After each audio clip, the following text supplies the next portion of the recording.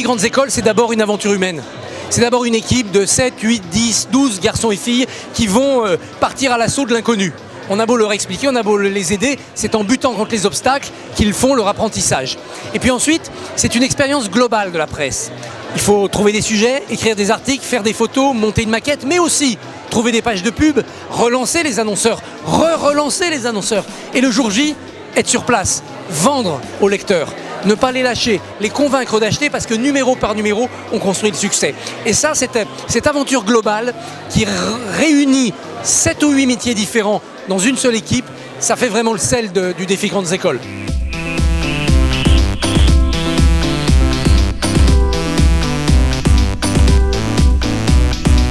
Chaque année, je viens remettre le prix et à chaque fois, je trouve la même chose, c'est-à-dire un vent de fraîcheur dans l'assistance.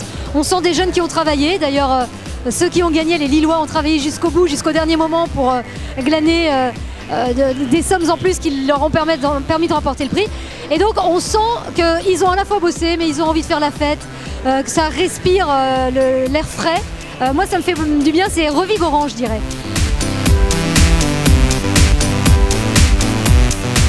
C'est une grande surprise, vraiment, on s'y attendait vraiment pas. On est fiers, on est contents parce que c'était pas évident. Un mélange d'excitation, de joie et de fierté aussi, parce que c'est vrai que c'est la concrétisation de 6 mois de travail. On a appris déjà professionnellement à s'adresser à des entreprises, un public à qui on ne s'adresse pas forcément, surtout en étant étudiant. On a appris surtout la rigueur aussi, les deadlines à respecter. On est content parce que c'était pas évident, on a eu des hauts et des bas toute l'année. C'était vraiment pas facile, mais bon, on est quand même fiers de nous. Hein. Ce qu'on a appris de plus, c'est l'esprit d'équipe, enfin d'avoir l'esprit d'équipe, parce que c'est vrai que c'était pas facile de gérer 10 personnes comme ça qui sont complètement différentes et qui avaient des rôles différents dans l'équipe.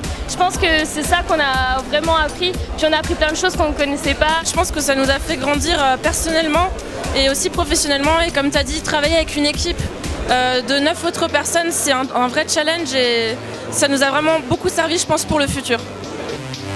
On a appris énormément de choses. Pour tout citer, je sais pas, mais rien que le contact avec des gens connus, c'est ça, c'est important aussi, savoir ne pas se dégonfler, savoir poser des bonnes questions lors de la rédaction, de la pub, savoir démarcher les gens, c'était important.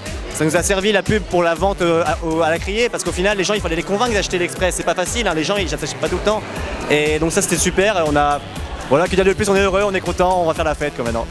On avait 3 finalistes qui étaient de très grande qualité, sincèrement, mais je crois que le papier central de Lille était particulièrement intéressant, dynamique. Ils avaient une qui était, à mon avis, très attractive.